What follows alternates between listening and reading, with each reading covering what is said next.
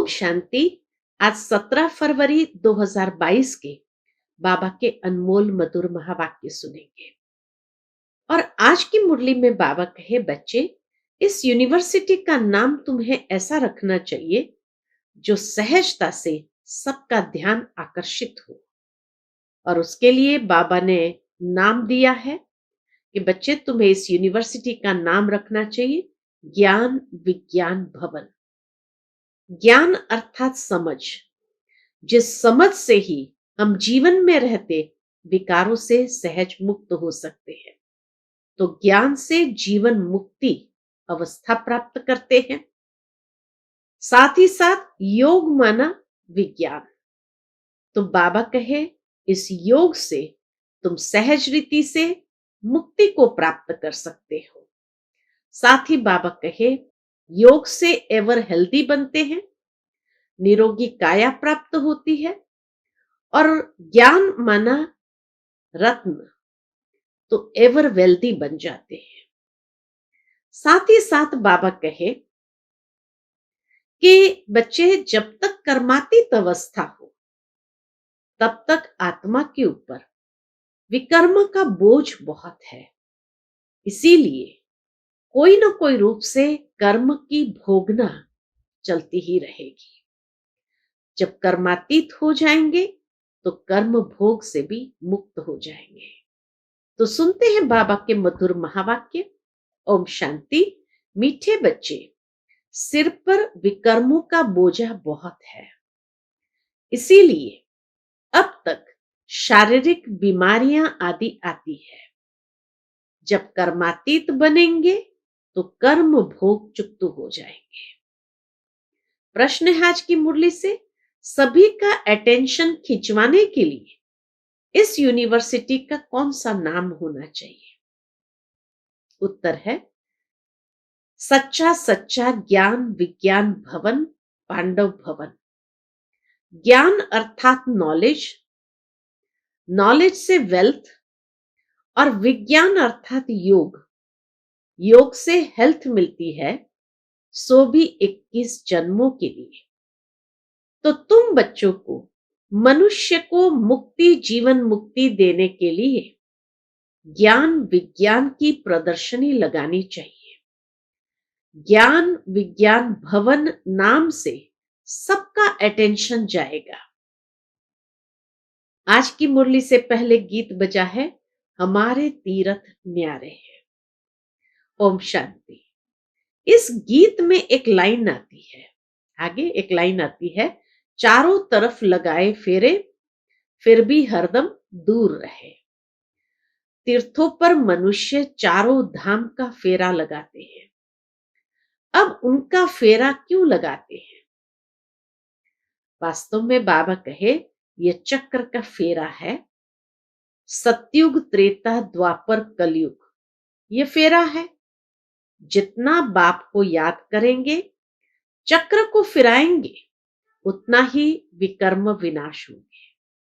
तो बाबा कहे, जितना बाप को याद करेंगे, चक्र को फिराएंगे, उतना ही विकर्म विनाश होंगे। तो बाबा को बहुत याद करना पड़े, क्योंकि विकर्म का बोझा सिर पर बहुत है।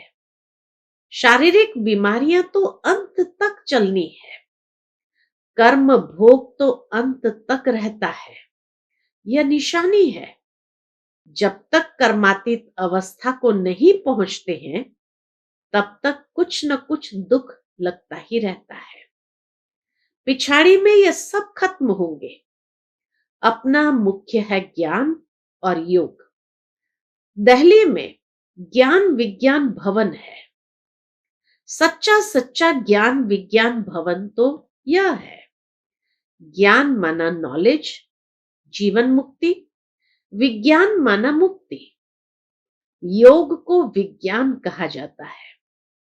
विज्ञान से मुक्ति, ज्ञान से जीवन मुक्ति। तो ज्ञान विज्ञान भवन, यह उनको समझानी भी देनी पड़े कि क्यों हमने ये नाम रखा है। तो बाबा कहे, सबको समझानी भी देनी पड़े। तो समझानी देने के लिए तो बाबा कहे, ऐसी प्रदर्शनी बनानी होगी। तो ज्ञान विज्ञान की प्रदर्शनी होनी चाहिए। उस ज्ञान विज्ञान भवन में वो प्रदर्शनी भी कहाँ लगानी चाहिए? उस ज्ञान विज्ञान भवन में। तो सभी मनुष्य और फॉरेनर्स आदि आकर क्या करेंगे? बाबा कहे तो सभी मनुष्य और फॉरेनर्स आदि आकर के भारत का यह सहज योग और ज्ञान समझे कि क्या है ज्ञान और योग। तो इसीलिए बाबा कहे ये ज्ञान विज्ञान की प्रदर्शनी उस ज्ञान विज्ञान भवन में रखे जहां पर भारतवासी और फॉरेनर्स दोनों ही आकर के सहजता से इस योग को और ज्ञान को समझे। मनुष्य तो परमात्मा को सर्वव्यापी कहते हैं। जैसे हम लिखते हैं रियल गीता, वैसे लिखना पड़े ज्ञान विज्ञान भवन। बाबा डायरेक्शन देते हैं कि रियल ज्ञान विज्ञान भवन, पांडव भवन नाम लगा दो तो क्लियर हो जाएगा। फिर साथ में यह भी लिखो, क्या लिखना है? और कि ज्ञान से जीवन मुक्ति, एवर वेल्दी, और विज्ञान अथवा योग से एवर हेल्दी कैसे बनते हैं, सो आकर समझो। जब समझेंगे तब कहेंगे बरोबर प्रैक्टिकल में देवी देवता पद सुख शांति का मिल रहा है। एक को समझाने की बात नहीं। इस पर प्रदर्शनी मेला करो तो हजारों आकर समझेंगे। बाबा युक्ति बताते हैं, झट कपड़े पर प्रिंट किया और लगा दिया। बाबा कहे ऐसी प्रदर्शनी बनाओ जो झट उसको प्रिंट किया और लगा दो। कुछ भी बनाने में देरी नहीं लगती है। चित्र हमारे बहुत अच्छे हैं। कोई भी देशी चाहे विदेशी आकर समझे। बाबा कहे देशी हो या विदेशी हो, दोनों आकर समझे। बाबा कहते हैं सृष्टि चक्र का चित्र बहुत बड़ा बनाना चाहिए। उसके बाजू में फिर विराट रूप का चित्र हो। ऊपर में चोटी, सिर्फ शिव नहीं। बाबा कहे सिर्फ शिव का चित्र नहीं, त्रिमूर्ति तो जरूर हो, क्योंकि सिद्ध करना है ब्रह्मा द्वारा स्थापना। यह ब्राह्मण ही पुनर्जन्म में आने वाले हैं। ब्राह्मण सो देवता, देवता सो क्षत्रिय। यह अच्छा चित्र बनाकर बाजू में रखना चाहिए तो समझाने में सहज हो जाए। इस ज्ञान योग से स्वर्ग कैसे बनता है, यह ब्राह्मण एडॉप्टेड है। प्रजापिता ब्रह्मा द्वारा ब्राह्मण रचे, समझाने की बड़ी युक्ति चाहिए। सबको निमंत्रण भेजना चाहिए।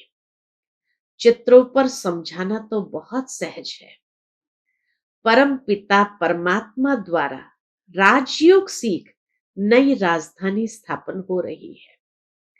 ये ब्रह्मा कुमार कुमारियां कोटों में कोई बनते हैं, उनमें भी आश्चर्यवत पश्चंती, सुनंती, कथंती, भागंती हो जाते हैं। बाबा कहे आश्चर्यवत पश्चंती, सुनंती, कथंती, भागंती हो जाते हैं। यहां गरीब भी है तो शाहूकार भी है, तो बीच वाले भी है। शाहूकार जल्दी नहीं उठ सकते। बाबा ने तो समझा दिया है। क्या समझाया है? कि ज्ञान यज्ञ में अनेक प्रकार के विघ्न तो पड़ेंगे, अंत तक ये विघ्न तो पड़ेंगे। बहुत अत्याचार होंगे। कामेशु क्रोधेशु है ना, विष न मिलने के कारण मारते हैं। कन्याओं को भी शादी के लिए बहुत मारते हैं। बाबा तो कहते हैं जो श्रीमत पर चलेंगे वह श्रेष्ठाचारी बनेंगे। बाबा तो कहते हैं जो श्रीमत पर चलेंगे वह श्रेष्ठाचारी बनेंगे। अगर श्रीमत पर नहीं चलेंगे तो नेचुरल है श्रेष्ठाचारी भी नहीं बनेंगे। तो इसीलिए बाबा कहे, बाबा तो कहते हैं जो श्रीमत पर चलेंगे वो श्रेष्ठाचारी बनेंगे। बाबा आते ही है पतित भ्रष्टाचारी दुनिया में। इस रावण राज्य में पहले काम महाशत्रु है।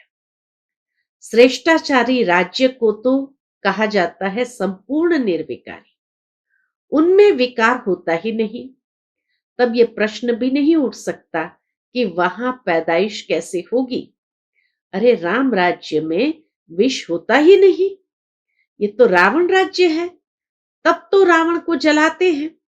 इस समय श्रेष्ठाचारी कोई हो न सके। श्रेष्ठाचारी बनाना एक परमपिता परमात्मा का ही काम है। स्वर्ग तो है ही वाइसलेस वर्ल्ड, वहां विष होता ही नहीं। क्यों? क्योंकि रावण राज्य ही नहीं। अभी तुम राज्य लेते हो कैसे? बाबा कहे अभी तुम राज्य लेते हो योग बल से। रावण का खात्मा अब होना ही है। अभी है संगम, अभी तुम संपूर्ण बन रहे हो। सतयुग में जब आदि होती है, सतयुग की जब आदि होती है, तब वहां एक भी विकारी हो न सके। सतयुग की शुरुआत हुई और बाबा कहे वहां एक भी विकारी हो न सके। तो सतयुग की जब आदि होती है, तब वहां एक भी विकारी हो न सके। संगम पर दोनों है ना, मैला पानी और सफेद पानी, उनका ही संगम कहा जाता है। मैला जब चला जाएगा तो फिर देखने में भी नहीं आएगा। तो अभी दुनिया का भी संगम है, आत्मा और परमात्मा का यह संगम है। बाकी नदी और सागर का संगम तो परंपरा से चला ही आता है। नदी तो सागर में ही पड़ेगी, बाकी पानी का फर्क तो होता ही है। बाप के सिवाय कोई भी मनुष्य त्रिकालदर्शी त्रिलोकीनाथ बना नहीं सकता। त्रिकालदर्शी और त्रिलोकीनाथ, बाबा कहे बाप के सिवाय तो कोई बना नहीं सकता। त्रिकालदर्शी और त्रिलोकीनाथ तुम ही बनते हो, अर्थात तीनों कालों को, तीनों लोकों को जानने वाले। कृष्ण को भी नहीं कह सकते। त्रिलोकीनाथ तीनों कालों को जानने वाला एक ही है। त्रिलोकीनाथ त्रिकालदर्शी सिवाय परमपिता परमात्मा के दूसरा कोई होता नहीं। लक्ष्मी नारायण को तो तीनों लोकों अथवा तीनों कालों का ज्ञान ही नहीं है, उनको तो ज्ञान ही नहीं है। आदि मध्य अंत का भी ज्ञान नहीं है। अभी तो तुम्हारे पास सारा ज्ञान है, त्रिलोकी का भी ज्ञान है। तो बाबा का टाइटल है वह ब्राह्मणों को भी मिल सकता है। जो बाबा का टाइटल वो ब्राह्मणों को भी मिल सकता है, क्योंकि ब्राह्मण भी समझते हैं। देवताओं को भी यह ज्ञान नहीं है, ये ज्ञान सिर्फ परमात्मा में है और ब्राह्मणों को मिला है। तुम बहुत ऊंचे हो, तुम्हारे जैसा बाबा कहे कोई ऊंच नहीं, तुम बहुत ऊंच हो। जो बच्चे अपने को त्रिलोकीनाथ त्रिकालदर्शी समझते हैं, वह तो दूसरों को आप समान बनाने में बिजी होंगे। सबको निमंत्रण देना चाहिए, हर धर्म वालों को लिखना चाहिए कि ज्ञान विज्ञान से क्या मिलेगा, ज्ञान विज्ञान से हेल्थ वेल्थ कैसे मिलती है, आकर समझो। दिल्ली में ज्ञान विज्ञान भवन में भी यह चीज हो तो कितने फॉरेनर्स आकर नॉलेज लेवे। आखिर अंत में तो फिर सबको समझना ही है, विनाश भी अवश्य होना ही है। तो क्यों नहीं बाबा को याद करें तो विकर्म भी विनाश हो। और जितनी जितनी आत्मा शुद्ध होती जाएगी उतना पद भी ऊंच मिलेगा। सारा मदार है ज्ञान और विज्ञान पर। मुक्ति धाम में रहने वाले योगी पसंद करेंगे। अब के मुक्ति धाम के जो है वो आत्माएं तो योग को पसंद करेंगे, उन्हों की आत्मा में पार्ट ही ऐसा है। और देवी देवता धर्म वाले नॉलेज को ही पसंद करेंगे। तुम बच्चों की दिन प्रतिदिन उन्नति होती जाती है, तुम ऊपर जाते रहते हो वह नीचे गिरते रहते हैं। जैसे जैसे हमारी चढ़ती कला होती है, ऐसे ऐसे बाबा कहे दुनिया वालों की गिरती कला होती है। तुम्हारी है चढ़ती कला और सबकी है उतरती कला। सबको वापस जाना है, वह तो कॉमन बात है। बाकी वर्षा लेना है। यह भी समझते हैं कल्प पहले जो जिसने पद पाया है, जिस प्रकार से पाया है, वह सब साक्षी होकर देखते रहते हैं। आएंगे तो बहुत, दिन प्रतिदिन युक्तियां भी अच्छी अच्छी निकलती रहती है। ज्ञान विज्ञान भवन नाम हो और अच्छे अच्छे चित्र हो। दुनिया में तो बहुत फालतू चित्र है। कैसे कैसे चित्र है तो बाबा कहते हैं कोई टेढ़े बांके कृष्ण के ऐसे आर्ट के चित्र बना देते हैं, तुम्हें उसकी दरकार ही नहीं। ऐसे चित्र रखने की दरकार ही नहीं। वहां देवताएं डांस करते हैं, वह तो खुशी में खेल पाल करते हैं। यह आर्ट आदि तो यहाँ का रिवाज है। वहां तो प्रिंस प्रिंसेस खेलते हैं। बाइस्कोप आदि वहां कुछ भी नहीं है। बाबा कहे वहां बाइस्कोप आदि कुछ नहीं है। वहां तो खेल पाल चलता है, रास करते हैं, डांस करते हैं। इन सब बातों को तुम यहां ही जानते हो। बाप को भी तुम ही पहचानते हो। मनुष्य की बुद्धि में थोड़ी बैठता है कि कौन है, क्योंकि नाम सुना है श्री कृष्ण का। चित्र भी फर्स्ट क्लास है। नाम ही है श्याम सुंदर। काम चिता पर बैठते हैं तो श्याम बन जाते हैं। ज्ञान चिता पर बैठने से फिर आधा कल्प गोरे बन जाते हैं। बुद्धि में आना चाहिए तो सतयुग में 21 जन्म सुंदर थे, फिर काम चिता पर बैठ भिन्न नाम रूप में आकर श्याम बने हैं। वो लोग समझ नहीं सकते तो काला क्यों किया है। तुम तो जानते हो, अब कैसे समझाएं। किसका चित्र दे, श्याम और सुंदर इनको ही कहे। ऐसे नहीं, रामचंद्र को भी श्याम सुंदर कहते हैं, उनको काला क्यों किया है, ये समझते नहीं।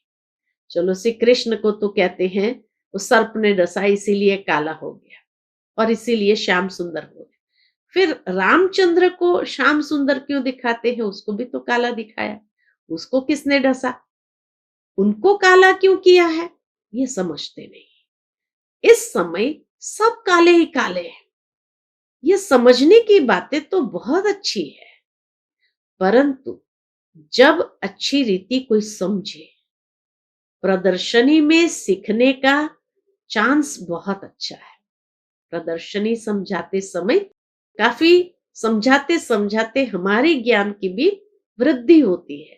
इसलिए बाबा कहे प्रदर्शनी में जाकर समझाएंगे तो सीखने का चांस बहुत अच्छा है। मुख खुल जाता है ना। हो सकता है अच्छी अच्छी बच्चियां मैदान में आ जाए। प्रदर्शनी समझाते समझाते अच्छी अच्छी बच्चियां मैदान में आ जाए, बाकी दूसरे सीखते रहे। निमंत्रण तो सबको देना है। भल कोई गाली दे, बाबा कहे भल कोई गाली दे। बहुत सुंदर बात बाबा ने यहाँ कही है, गालियां तो संगम पर खानी ही है। संगम माना ही जब ब्रह्मा बाबा ने गाली खाई तो खानी ही है। इसलिए तुम निमंत्रण देते हो, वो गाली देते हैं, क्योंकि बाबा कहे गालियां तो संगम पर खानी ही है। अच्छा, मीठे मीठे सिकिल दे बच्चों प्रति मात पिता बाप दादा का याद प्यार और गुड मॉर्निंग। रूहानी बाप की रूहानी बच्चों को नमस्ते। हम सब रूहानी बच्चों की रूहानी मात पिता बाप दादा को याद प्यार गुड मॉर्निंग और नमस्ते नमस्ते। शुक्रिया बाबा, शुक्रिया। धारणा के लिए मुख्य सार आज की मुरली से। पहली पॉइंट, श्रीमत पर चलकर श्रेष्ठाचारी बनना है। काम महाशत्रु पर विजयी बन संपूर्ण निर्विकारी बनना है। अत्याचारों से डरना नहीं है। दूसरी पॉइंट, योग बल से आत्मा को शुद्ध बनाना है। त्रिकालदर्शी त्रिलोकी नाथ बन दूसरों को आप समान बनाने की सेवा में बिजी रहना है। सब धर्म वालों को संदेश जरूर देना है। हर एक धर्म वालों को बाबा कहे ये संदेश जरूर मिलना चाहिए।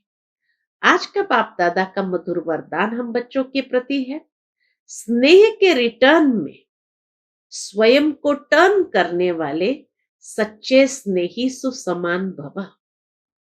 स्नेह के रिटर्न में स्वयं को टर्न करने वाले सच्चे स्नेही सुसमान भव। बाबा के स्नेह का रिटर्न है स्वयं को टर्न करना, यानी परिवर्तन करना। बाप का बच्चों से अति स्नेह है, इसीलिए स्नेही की कमी देख नहीं सकते। बाप बच्चों को अपने समान संपन्न और संपूर्ण देखना चाहते हैं। ऐसे आप बच्चे भी कहते हो कि बाबा को हम स्नेह का रिटर्न क्या दें। बाबा को कहते हैं बच्चे, ऐसे आप बच्चे भी कहते हो कि बाबा को हम स्नेह का रिटर्न क्या दें। तो बाप बच्चों से यही रिटर्न चाहते हैं। क्या चाहते हैं? कि स्वयं को टर्न कर लो, यानी परिवर्तन कर लो।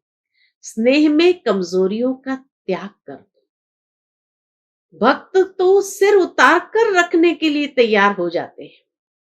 आप शरीर का सिर नहीं उतारो, लेकिन रावण का सिर उतार दो। थोड़ा भी कमजोरी का सिर नहीं रखो। आज का स्लोगन है, हर कर्म करते साक्षीपन की सीट पर रहो तो बाप आपका साथी बन जाएगा। इतनी सुंदर बात बाबा ने कही, हर कर्म करते साक्षीपन की सीट पर रहो तो बाप आपका साथी बन जाएंगे। उसके बाद मातेश्वरी जी के अनमोल मधुर महावाक्य सुनेंगे। मातेश्वरी जी के महावाक्य का शीर्षक है, संपूर्ण पुरुषार्थ की सिद्धि। संपूर्ण पुरुषार्थ की सिद्धि 21 जन्म सुख की प्रारब्ध। देखो, परमात्मा के साथ इतना संपूर्ण संबंध जोड़ना है जो 21 जन्म के लिए सुख प्राप्त हो जावे। यह है पुरुषार्थ की सिद्धि। परंतु 21 जन्म का नाम सुन ठंडे मत पड़ जाना। 21 जन्म के लिए इतना इसी समय पुरुषार्थ भी करे, फिर भी 21 जन्मों के बाद गिरना ही है, तो सिद्धि क्या हुई? मम्मा कहे, 21 जन्म का नाम सुन करके ठंडे मत पड़ जाना। 21 जन्म के लिए इतना इसी समय पुरुषार्थ भी करे, फिर भी 21 जन्म के बाद गिरना ही है, तो सिद्धि क्या हुई? परंतु ड्रामा के अंदर आत्माओं को जितनी सर्वोत्तम सिद्धि मुकरूर है वो तो मिलेगी ना। बाप तो आए हमें संपूर्ण स्टेज पर पहुंचा देते हैं, परंतु हम बच्चे बाबा को भूल जाते हैं तो जरूर गिरेंगे। इसमें बाप का कोई दोष नहीं है। कई लोग कहते हैं ना, फिर सिद्धि प्राप्त करके क्या करें, 21 जन्म के बाद तो गिरना ही है। हम मम्मा कहे, हम बच्चे बाबा को भूल जाते हैं तो फिर जरूर गिरेंगे ना। इसमें बाप का कोई दोष नहीं। अब कमी हुई तो हम बच्चों की। सतयुग त्रेता का सारा सुख इस जन्म के पुरुषार्थ पर आधार रखता है, तो क्यों न संपूर्ण पुरुषार्थ कर अपना सर्वोत्तम पाठ बजाए और अच्छे से अच्छा पुरुषार्थ कर पूरा वर्षा लेवे। पुरुषार्थ मनुष्य सदा सुख के लिए ही करता है। सुख दुख से न्यारे होने के लिए कोई पुरुषार्थ नहीं करता। वो तो ड्रामा के अंत में परमात्मा आए, सभी आत्माओं को सजा दे, पवित्र बनाए, पाठ से मुक्त करेंगे। ये तो परमात्मा का कार्य है। वो अपने मुकरूर समय पर आपे ही आकर बताते हैं। अब जब आत्माओं को फिर से पाठ में आना ही पड़ेगा, तो क्यों न अच्छा पुरुषार्थ कर सर्वोत्तम पाठ बजाए। अच्छा, ओम शांति।